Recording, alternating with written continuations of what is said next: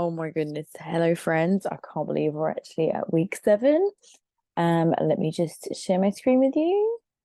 If I'm sat on the floor again, don't worry about me. Definitely when I'm gonna reshare this course, I might just refilm the videos a little bit.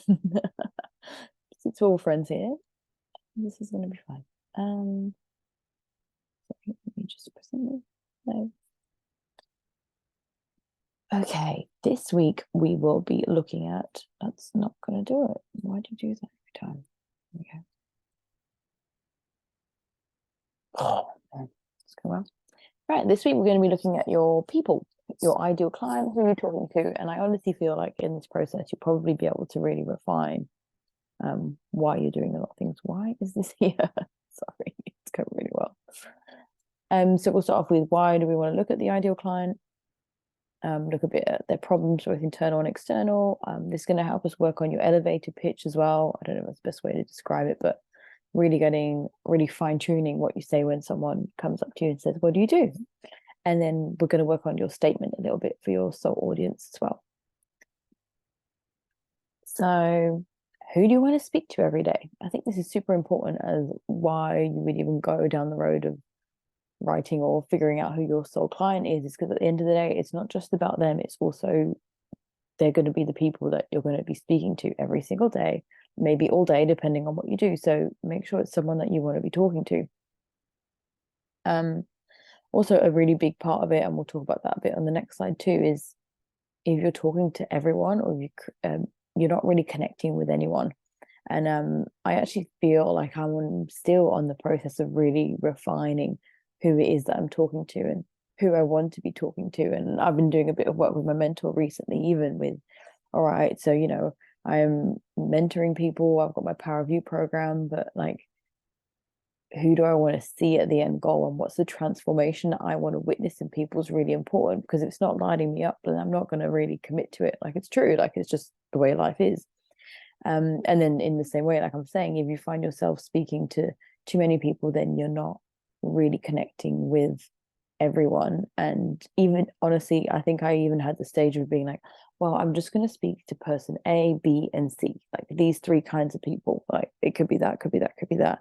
But then you find yourself really stretched as well because you write an email when you're thinking about person B, and then you write a post and it's person C, and then you do this. So you're not constantly connecting with one single person or one single kind of, yeah, I guess I don't want to call it a niche. And that honestly really makes a difference. And the more I'm refining it, I'm definitely seeing a big difference for me. And there's lots of questions you can ask yourself, like what do they do on a day-to-day basis? Some people really refine it. We'll talk about Lululemon in a minute.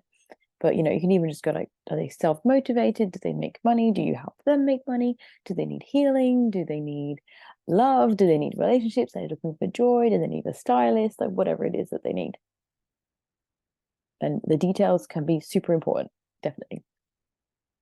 And then this is just to help you go through their needs. I feel like it's really important to understand that you're not desperate. It's about being magnetic and just being like, I am who you need and I have what you have to offer. Like, and I have what you need. Yeah, that's right.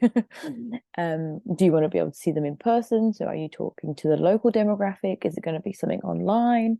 Where do they hang out as well? Like depending on when you write out your social media stuff, or not social media, I guess I've done a whole content where it's where do they come and find you, but you also need to go find them where they are, so that it's all beautiful doing an Instagram feed, but if you know that most of the people that you're talking to don't even use Instagram, then I mean there's no point really. And we'll go through a bit of different online processes that you can use.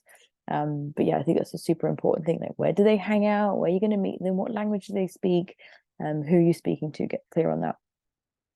So this is just a bit of research that I did with looking at internal and external struggles. I think I'm someone who can kind of see both. So I don't, well, actually, maybe I should do it. I actually just said that. I was like, this is your shadow. But yeah, you can look a little bit at like what's working, what's harder for them externally. So like time, money, daily schedules, like what's going on a daily basis.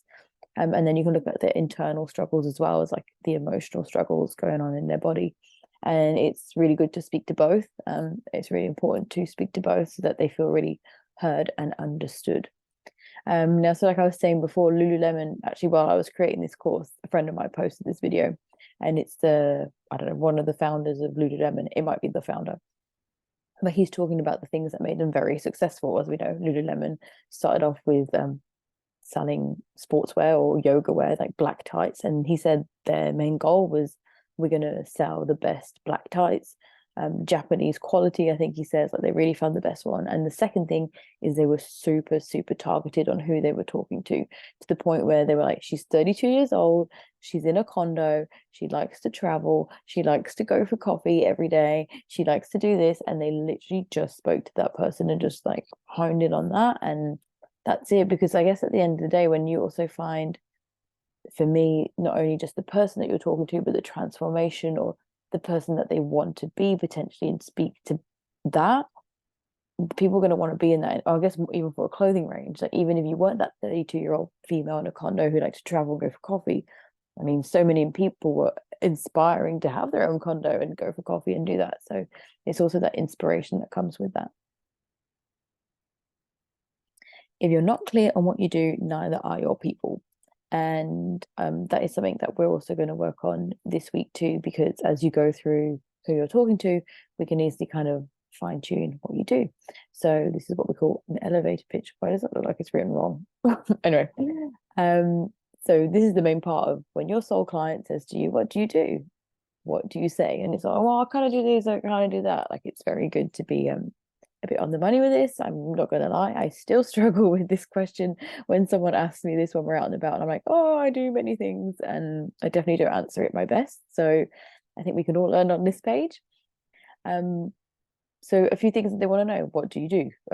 Who are you? Do you mentor? Do you own a business? Do you educate? Do you heal? Do you transform? What is it that you do? They want to know a little bit about your experience, what makes you you, why are you different, why would they choose you over someone else, and they want to know your goals. Like, what's your big vision? What do they achieve by working with you? What's the transformation they get by being with you? And then how do they get there? What is it? Programs that you do? Is it lots of different things? Is it retreats? Is it whatever it is? It might be. Is it classes? Is it one-on-ones? Is it whatever it is that you do? Is it candles? I don't know. Whatever you want to sell.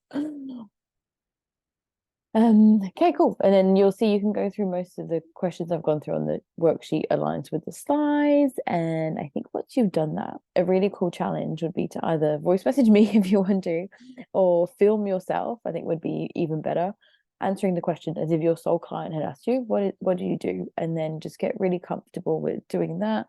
You can even listen to yourself saying it again, see how you can perfect it, because that's gonna be your hook and I don't know, and bait line, I guess. So it's really important to get clear on that.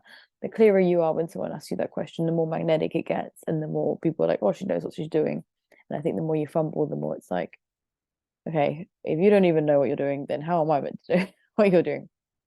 Anyway, I hope that helps. I should get to bed because it's about 1 o'clock in the morning. And enjoy and let me know how it goes. I'm really proud of you for getting this far. And yes, let's just leave it at that.